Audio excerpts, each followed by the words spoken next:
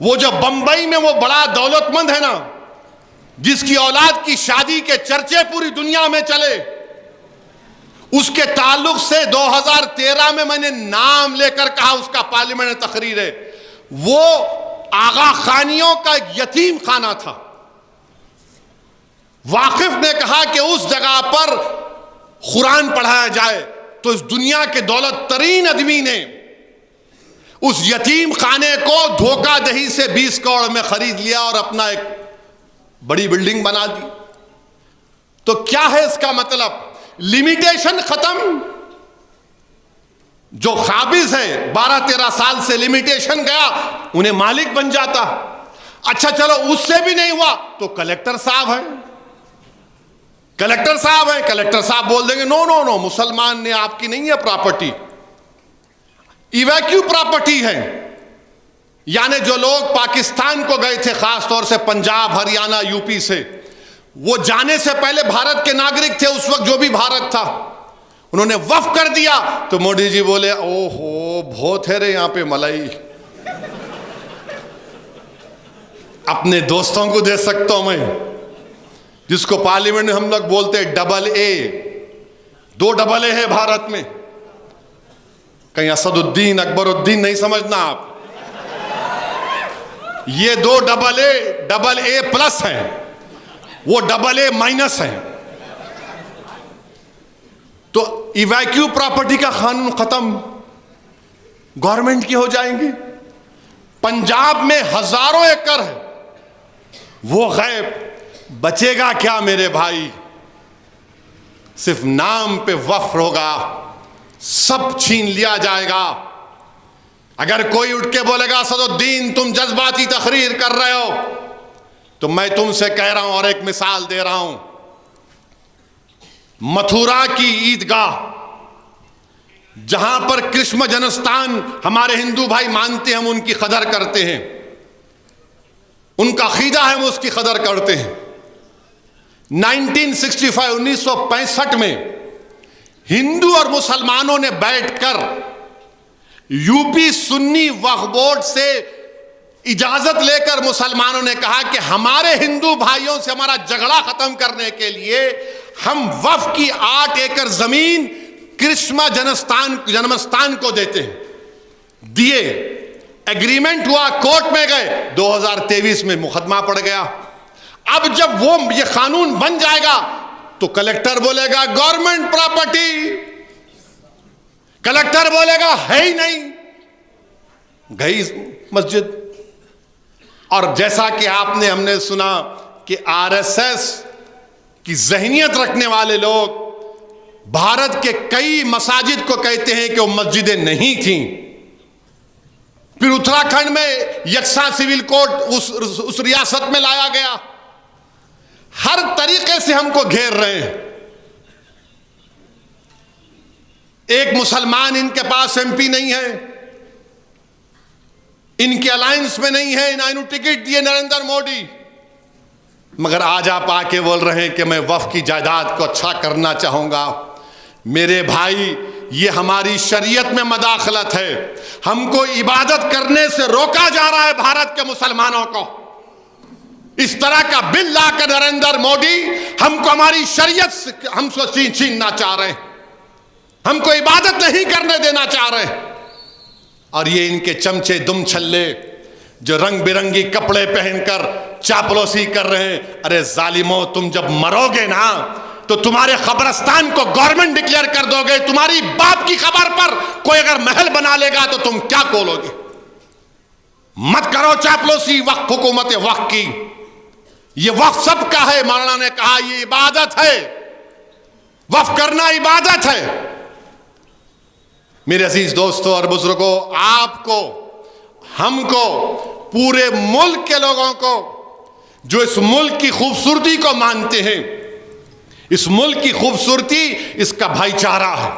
इस मुल्क की ताकत हर मजहब को अपने अपने मजहब पर चलना है। मगर मोदी सिर्फ मुसलमानों को निशाना बना रहे हैं। और मोदी जानते हैं कि मुसलमानों को निशाना बनाते रहो, क्योंकि उनको इलेक्शन में शिकस्त नहीं होगी। मुसलमानों को बताओ ये दुश्मन हैं, इनसे खतरा है। बीजेपी के लोग बोलते इतनी वफ की जायदाद है, वो 2 इंडोनेशिया कहते, एक मलेशिया, एक फुला मुल्क। मैं एक साहब से पूछा, मेरे सामने बोल रहे थे, मैंने आप क्या टेप लेके मेजर करे? नहीं, आपके पास जो है कोई किसी के खेत में जाके आप नमाज पढ़ लिए तो वक्फ हो गई, आप खेत में जाके सूरे फातिहा पढ़े तो वक्फ हो गई। मैं बोला उफ, वो आप तो फजीलतुल शेख बोलना पड़ेगा आपको। बोले क्या मतलब? मैं बहुत बड़े आलिम दीन। तो मुस्कुराए। मैं बोला एक बात बोलूं, आपको बुरा नहीं माने तो? बोले बोलो। बोला मैं पार्लियामेंट के किसी एक कोने में जाके, क्योंकि मैं सफर में होता हूं, मैं कसर की नमाज पढ़ लिया, मैं भी बोल दूं पार्लियामेंट वक्फ हो गया? नहीं हो सकता ना। मेरी जायदाद नहीं है पार्लियामेंट, भारत की है, बल्कि भारत की आवाम की है, मेरी जायदाद तो नहीं है। बोला आप क्या बोल रहे हैं? अब उनको समझ में नहीं आया। अच्छा, एक बीजेपी के बहुत बड़े शायद वकील या जज थे, मेरी बहस सुने, समझ में नहीं आया, पूरे दलील सामने रख रहा था, नहीं तुम जिना 2 है। मैं नहीं, मैं जिना 2 नहीं हूं, मैं जिन नंबर 1 हूं, याद रखो। उन्हें भाग गया, मैं तो भागूंगा भी नहीं। रशादी साहब को देने वाले, वजीफा लेने वाला मौलाना के पास से भी, अरे क्या बात है बताइए, आप मजाक बना के रख दिए। CAA का कानून मुसलमान के खिलाफ, ट्रिपल तलाक का कानून मुस्लिम खवातीन के खिलाफ, UAPA का इस्तेमाल सबसे ज्यादा मुसलमान, दलित, आदिवासियों पर। यूनिफॉर्म सिविल कोड बनेगा उत्तराखंड में, तो आप उससे ट्राइबल लोगों को मुस्तस्ना रखेंगे, एक्सेप्शन देंगे, एग्जम्पशन देंगे, और हिंदू कल्चर और कस्टम का एग्जम्पशन देंगे। अच्छा, आपको मालूम, अगर कोई मंदिर है, मंदिर में उसके कस्टम और उसके इस्तेमाल से मंदिर हो जाती है। हम अपनी नमाज से, अपनी दरगाह में, खानकाहों से, इस्तेमाल से नहीं होगा, तो वक्फ बा यूजर हमारा निकाल दिया जाएगा। क्यों निकाला जाएगा? ताकि हुकूमत और मोदी जी कब्जा कर लें उस पर। अब भारत के मुसलमानों से मेरी अपील है, भारत के उन तमाम नागरिकों से मेरी दर्दमंदाना गुजारिश है जो इस मुल्क की खूबसूरती को मानते हैं, आपको इस कानून को रद्द करना पड़ेगा, आपको उठना पड़ेगा। बल्कि मैं तो भारत के तमाम मसाजिद के इमामों से अपील कर रहा हूं, आप जुमे की नमाज से पहले, जुमे के खुतबे से पहले अपने बयानों में इस कानून की मजम्मत करिए, इस कानून की मजम्मत करिए, बेदार करिए मुसलमानों को जो ख्वाब गफलत में है अभी तक। याद रखो, मैं तुमको पुकार कर कह रहा हूं, अगर आज तुम बेदार नहीं हो गए तो आने वाली नस्लें तुमको, हमको कोसेंगी कि तुमने हमारी मस्जिद को तक नहीं बचा सके, तुम्हारे औलिया अल्लाह के आस्थानों को नहीं बचा सके, तुम्हारे कब्रस्तानों को नहीं बचा सके, जो हमारे बुजुर्ग उस कब्रस्तान में आराम कर रहे, तुमने उनको भी बर्बाद कर दिया। उठो भारत के मुसलमानों, यह वक्त उठने का है। मैं बार बार तुमसे कह रहा हूं, तुम अगर मुझसे नफरत करे तो करो मुझसे नफरत, दिल खोल के करो, मगर यह तो सबका मसला है ना मेरे भाई। यह कोई जो बंदियों बरेलवियों का अहले हदीस का मसला नहीं है, यह वक्फ का मसला है। जो जायदाद अल्लाह के नाम पर है, तुम और हम क्या जवाब देंगे हशर के मैदान में? उस अल्लाह के सामने हम क्या बोलेंगे कि परवरदिगार, जो हम तेरे नाम पे चीज थी उसको नहीं बचा सके? क्या जवाब दोगे आप और हम? बताओ। तो नौजवानों, बुजुर्गों, मेरी इज्जतदार मां और बहनों, खूब दुआएं करिए और एहतजाज के लिए तैयार रहिए। बीजेपी हरियाणा में हराना है उसको, वहां पर इंशाअल्लाह ताला। कश्मीर और जम्मू में खास तौर से बीजेपी को हराना। और याद रखो मुसलमानों, तुम अगर यही समझोगे कि हम नहीं, उनको है, फुला है, अरे है बाबा, मगर तुम्हारे दरमियान में भी से थोड़े दीवानों को पैदा करो, थोड़े दीवानों को पैदा करो जो तुम्हारी लड़ाई लड़ सके। जालिमों ने पूरे मिलकर एक मर्द मुजाहिद इम्तियाज जलील को हरा दिया और महाराष्ट्र में। क्योंकि जानते थे अगर ये जीतेगा तो सदुद्दीन ओवैसी के साथ पार्लियामेंट में हमारी नींद हराम कर देगा।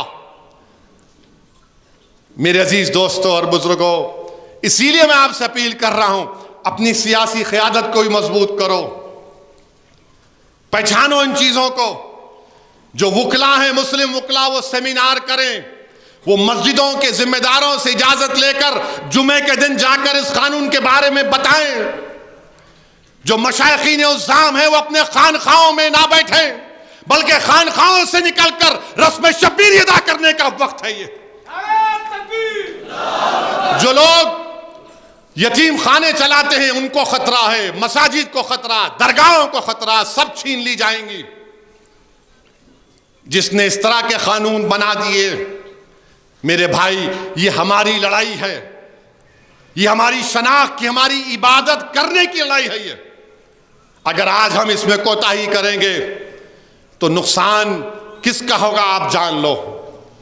नुकसान हमारा ही होने वाला है, खुदा ना खास्ता।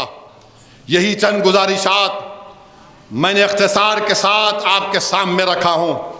एहतजाज का जब ऐलान होगा तो एहतजाज पुरअमन होना चाहिए और पुरअमन ही होगा इंशाअल्लाह ताला।